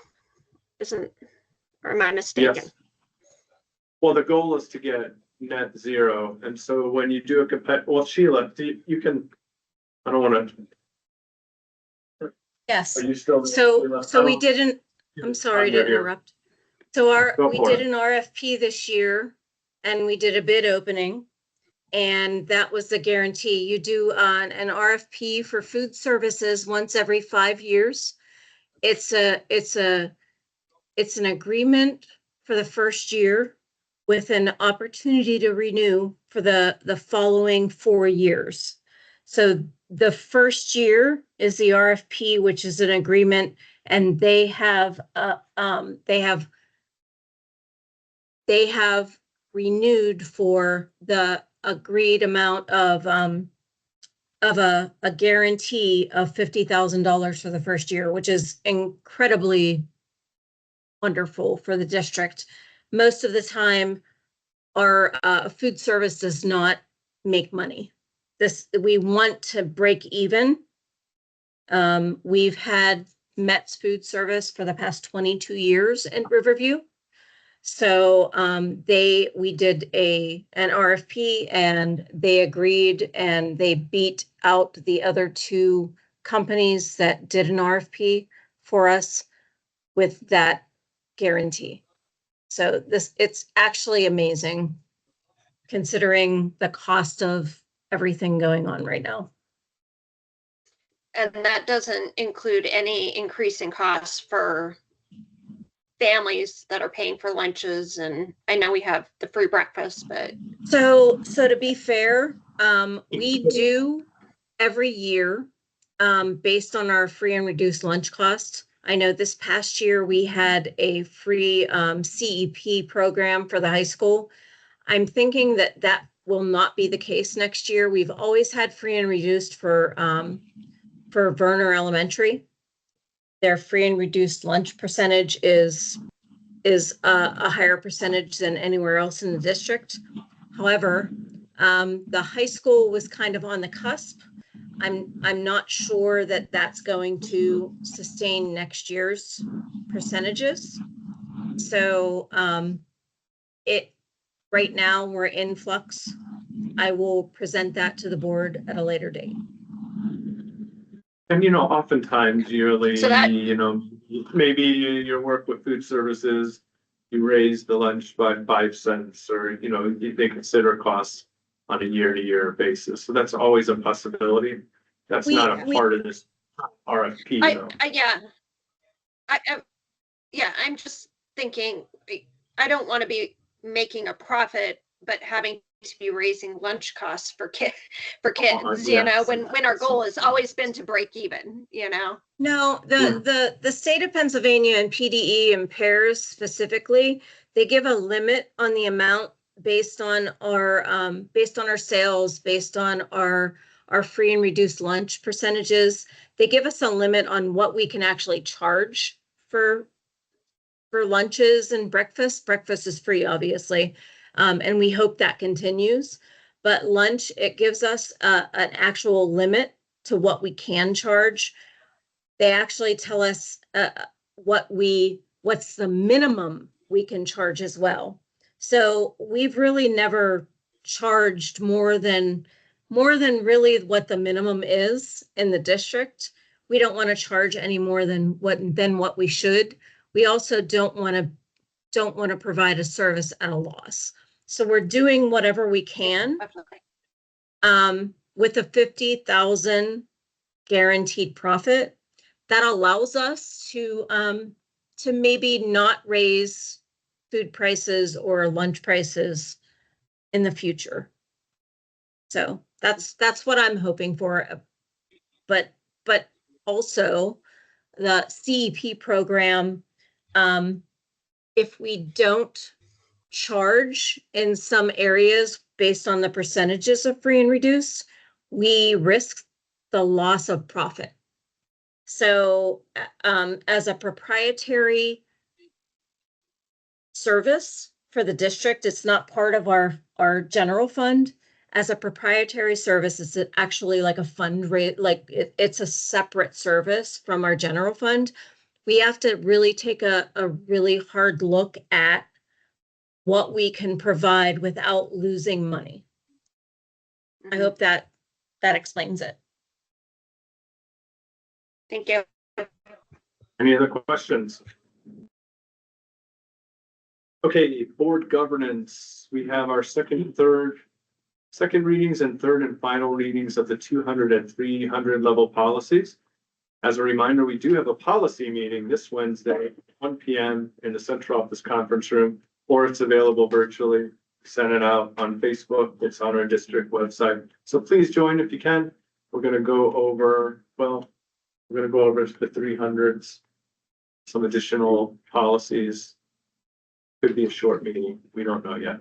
And then we're going to be looking at the PNN network recommendations for 2024 in the next round. But we've gotten pretty close to halfway through the policies. By the end of the year, we'll be close to halfway through. So that we've made quite a bit of progress. Any questions or discussions on board governance policy related issues? Yeah, I had a few. Going over some of these policies, I noticed that there's one in particular that they list having to go to the principal, superintendent, or designee. And one specifically, the immunization specifically says that the nurse is a designee, but most of the other policies don't really list any designees. So I was wondering, can we add, for this it would be nurse or counselor, or for this it would be admin or the dean of students, or, just a list of who it could be. Because it could be anybody. And if it doesn't really fit their, and I'm not saying you guys would do it, but if it doesn't really fit their job description, I think I would just like to be a little more clear on that. And when it comes to the attendance or tardiness for the teachers, the policy, it says that it would be for tardiness to there's qualifying circumstances to be excused by their supervisor. What are the qualifying circumstances? Is that just based on that supervisor? That seems subjective. I mean, there's we rarely have any tardiness for staff, but I mean, yeah, every once in a while, maybe there's a emergency at home, or there's a medical emergency or things like that, where they're like, something comes up unexpected. So that would just kind of provide some flexibility. Obviously, if there's a trend, then you deal with it as a supervisor and say, hey, we got a trend where you're coming in late, and we got to discuss this in more detail. But I think that's why it's kind of broad. And I think that's probably why the other ones are written in such a way that when you're bringing something to the staff, it's written flexibly like that, so that it all ends up at the administration, but you can report something serious to anybody, and their responsibility is to bring it to the administration. So I think that's why those designees are listed in such a way, because, we want to encourage reporting, like, a student, for instance, maybe they'll share something with a teacher, maybe they share something with a counselor, or, sort of open. Eventually it has to come through the administration so that we take administrative steps. Okay. Solve problems or, deal with things, but, yeah, that's some of the. Okay. Sorry. I hope that provides some context, yeah. Okay, I have two more policies just to cover, and it's nothing in depth, but when it comes to non-resident students, to former students, it says that we would be taking tuition payment from them. What is the calculations based on? What tuition are we asking for? Is there a formula? We currently don't accept any We don't accept tuition outside of the students, yeah. So in the policy, it reads that we do accept former students for finishing the semester at a tuition rate. Is that, lost. If they move out of the district in the middle of the school year. Correct. It's based off of, PDE sets the district allocation for the tuition rate based off of the schools. And then the schools in turn, so then Sheila, if a request came from a student that moved out of the district in the middle of the school year, Sheila would then prorate that tuition rate for the entire year for the remainder of the school year.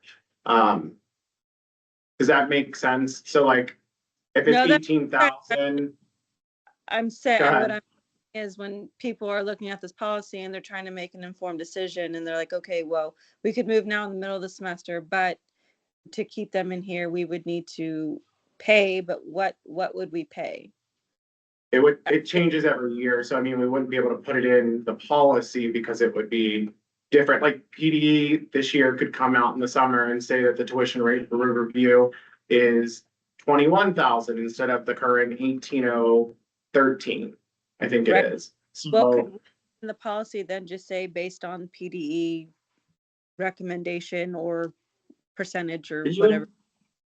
Steph, are you in policy 202? That's the policy you're looking at? Sorry, I closed out of that and I just have my notes. So it says in 202 that we don't permit admission of non-resident students unless it has a provision for prospective students for 30 days without payment. Right. And student doesn't become a resident by the end of the period, free attendance is given, and then it gives former residents regularly enrolled that have moved out the semester. You're talking about the semester with payment when the student is, Yes. okay, yeah. So it all depends on the per capita rate, which changes with the ADMs. That's what Antonio's saying. So you'd have to just, like he said, prorate that. It Okay. rarely, that rarely occurs. Okay. And then if No, you're a I'm sure senior, it does. there's no charge for a senior. Gotcha. maybe we put something out every year, like at the beginning or something like that. But It's in the state of the district, the per capita rate, so we just have to take that per capita rate from the state of the district divided by X. oh, yeah. Okay, so then does that work, Steph? That it's Yeah. put in the state of the district already? And that's Yeah, I'm made it trying to have Well, reference. that's a good thought, actually. So yeah. people can inform decision on what, what Right. they're, and then my last one was on the threat assessment team. And Yes. I think that was in the terrorist, is that in the terroristic? No, that's not the threat assessment team. So when we say the safe to, 36.1, yeah. sorry, I'm Go. not. No, I got it. Keep going. You're Wrote good. down the numbers. The threat assessment team, it says safe to say crisis team is, and safe to say something procedures. Is this something, a company that we're utilizing that we go to, or is this like with our staff? So yeah, it's the same team as the safe to say team and the threat assessment team. Which So is our it's staff. the same. Yeah, it's all our people. It's a representative sample of administrators, the tech person, our safety coordinator is on there, myself, counselors.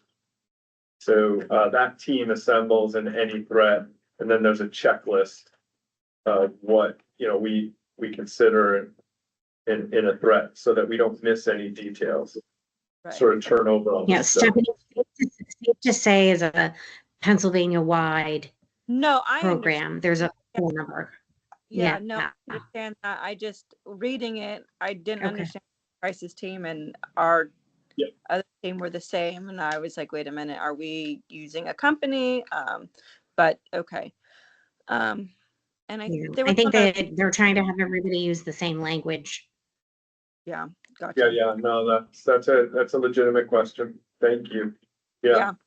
Yeah, they're the exact same. Maybe at some other schools they're different, but for us, it's the exact same team. Gotcha. Okay. Thank you. Yeah. Anything else, Steph?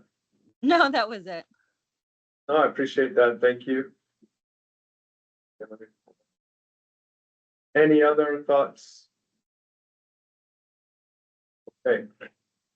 Personnel, we have a few items next week for your purview. We have a resignation. We have multiple spring event workers for track and field. We have our ESY, our extended school year teachers and paraprofessionals for the summer. We have our target assistance teachers and paraprofessionals for the summer as well. Rainey has started gathering our 25-26 supplemental coaches, which is an attempt for us to be proactive and get ahead of the curve there. We have 2 teacher subs through Precision, a coach resignation, a new paraprofessional hire. There's a placeholder for a girls soccer coach, depending on how this week goes. A title change from business manager to be more commensurate to her roles and colleagues in the region, moving to a director of finance and operations, no additional cost to the district. Finally, an unpaid leave request, which came up just today. These are fairly typical for this time of the year, obviously not the resignation, but we're working towards that. Any questions or discussions regarding these items in personnel? No, but if we could go back to, this is just reports, but if we could go back to putting on the PDF titles, like what number they go to. That would be. Yeah, that is helpful to be able to follow. Like I thought that. I thought like number 10 was in the coaches list with the agenda. So I was like digging for stuff because I wasn't sure what was where. Oh, a 1. Oh, I see. Like a number of them so that we know what's attached. Yeah, I got it. What. Was that for study session? I know it's always for the, was it different for study? It was for both? Okay, all right, let me write that down.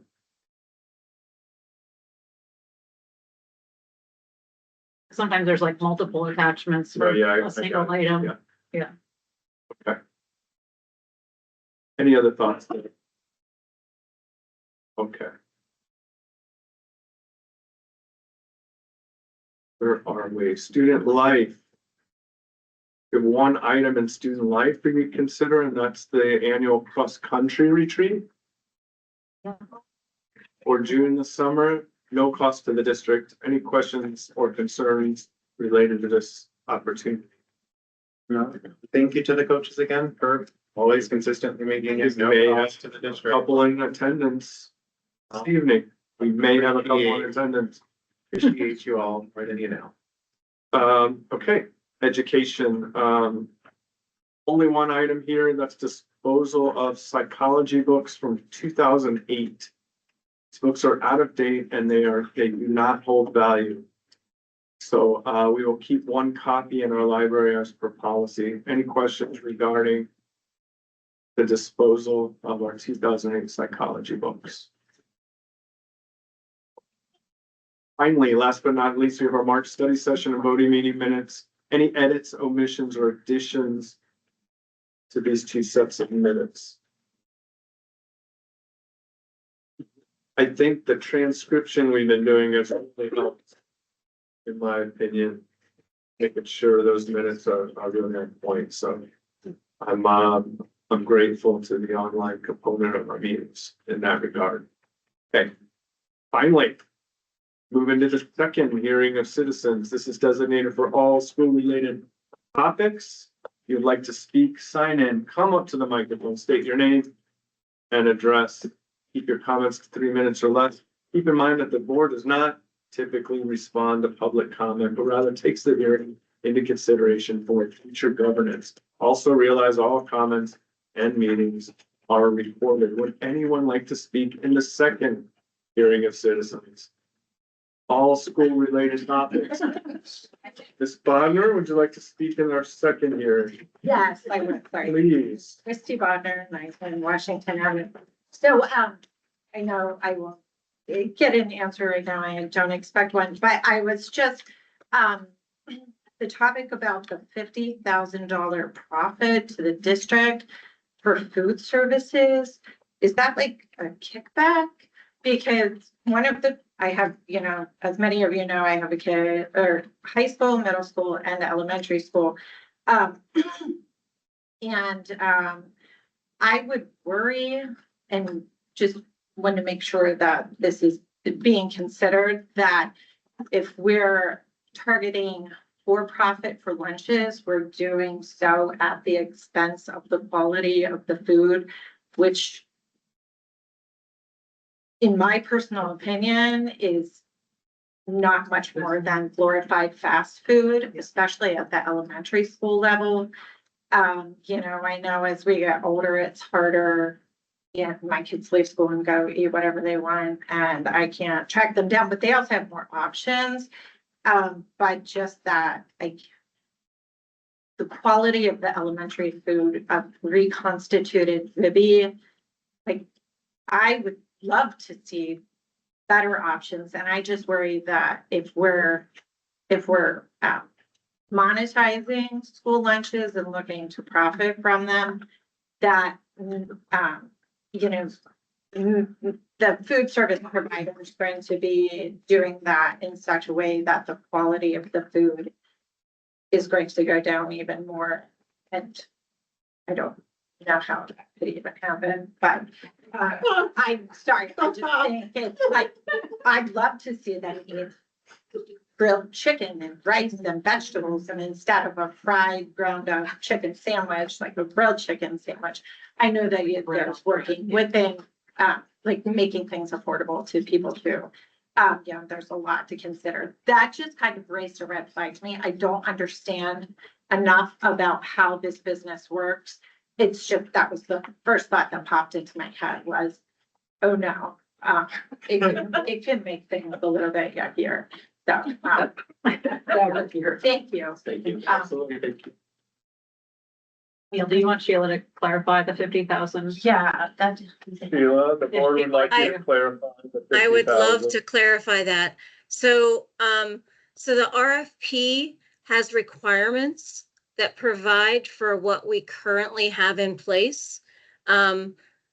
With what's gone on through the past several years with COVID, there was an increase in food costs, an increase in a number of things.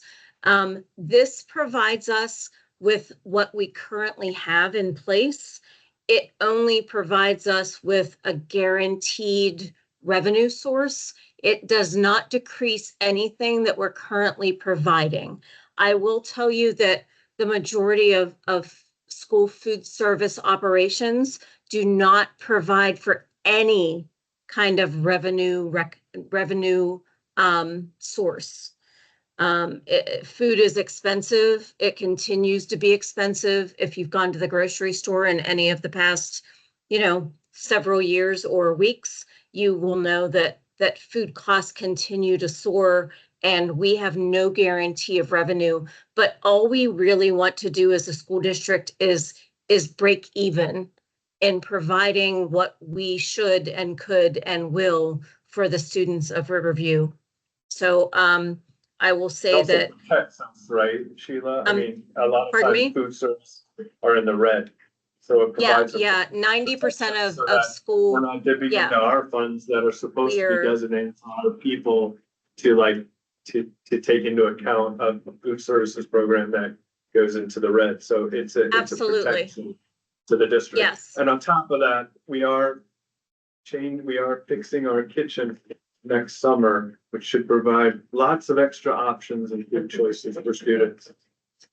We can also Absolutely. ask Sheila, this was predates you, but I don't know, 3 or 4 years ago, we had Mets come and do like I can't remember, they did it in a meeting. They also did an online thing, I believe, that I asked for, like, of a review of all the offerings that they're giving. And I know this might have been pre-COVID too, because it's only gotten worse since COVID, obviously, because they've had every excuse for why they can't offer this and why they can't offer that, and this is too expensive and this is cheaper, and you know. There's also a lot But- of like guidelines that they. Yeah, and we're also bound by the National School Lunch Program. Mhm. So Yes. there's only so much flexibility we have outside of that, you know, like with our providers, which is a bummer, but it is what it is. But Sheila, I know like in the past, we have had Mets come and just sort of give us like a rundown of like, what are the offerings at the elementary level? What are the offerings at middle school, high school level? You know, like an update, if you will, because obviously, Board meeting, right? yeah, I believe they came to a board meeting. Yeah.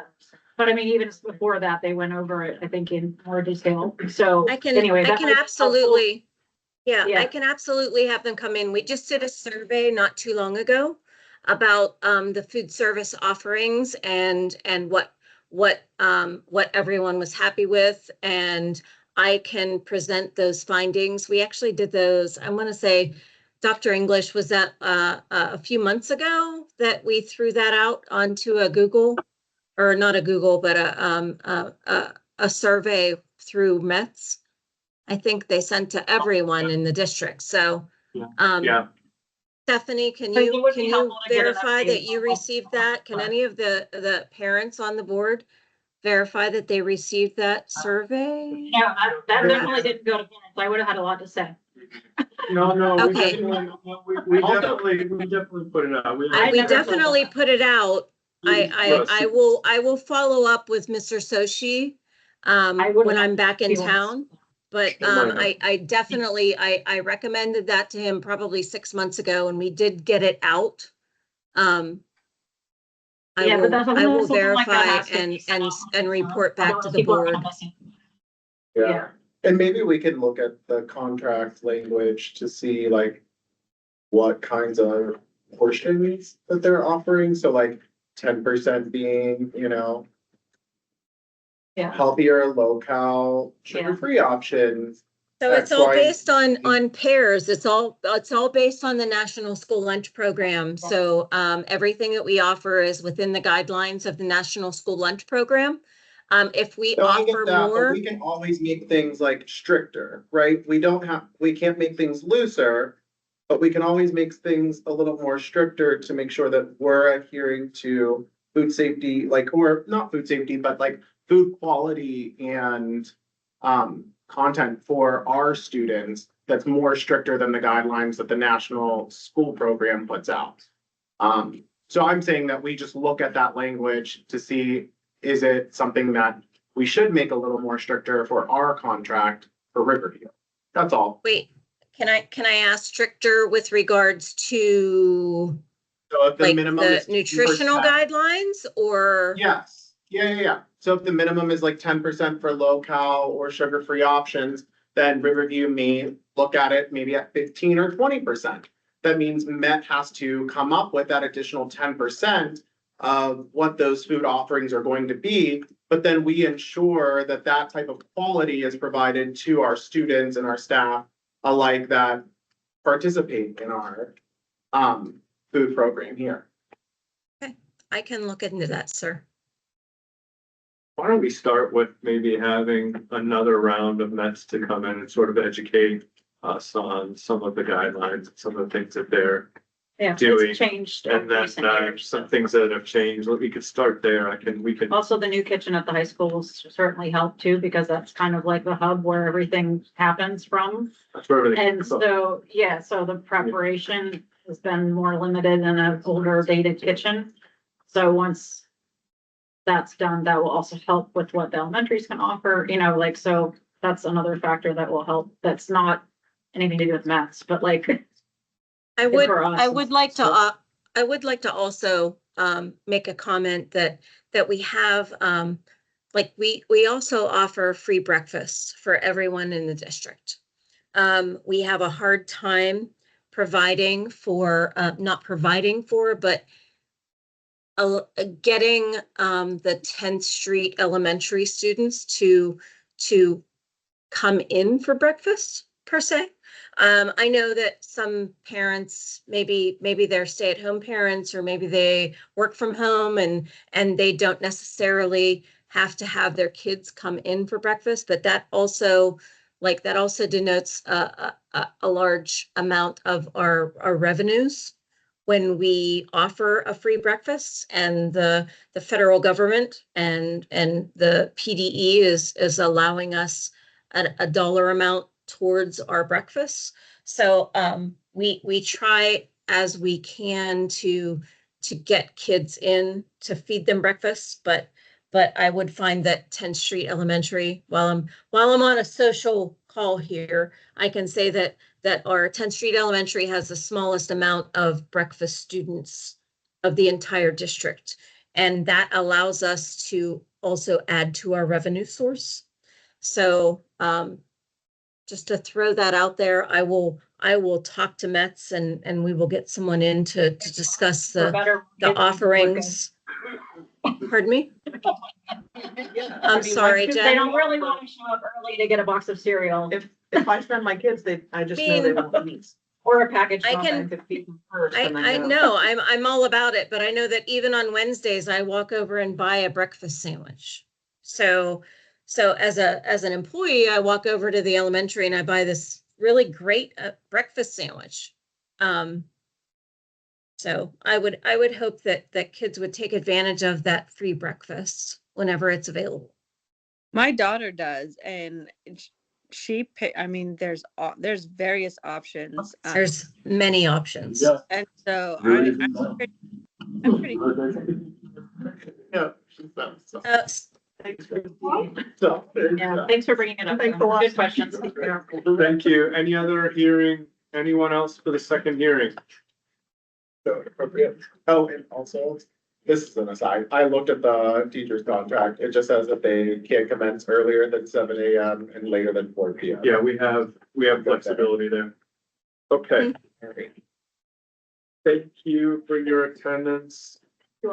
Please. We're thinking something. Thank you guys very much. You're doing an awesome job with the jerks that come, like, when there's like an issue. So thank you for the people. Thank you guys for coming, we appreciate it. So I feel like, you know how you like say something and then you go to bed at night and think, oh, I wish I would have said. But like, I feel like sleep is super duper important and it's important, but let's look at like all the things, like and I'm speaking to the choir here, but let's also look at social media use and the kids' phone use and like, let's protect the whole kid and not just the sleeping kid. Sadly, we can't control. And also and I was wondering too about this study, like with the taking a later start, is it gonna affect traffic? Because I've seen these a-holes, sorry, children, who, when the orange thing is up and they're still pulling in and out, you know, like, so I don't know if that's something to do. But you guys Check with the borough to see when they're putting the gas like dividers. No, it's something that's infuriating. I just want to explain right now. I'd like to make a motion Thank to you very adjourn this meeting. Anybody? Stephanie, motion to adjourn. She already made it. She did it.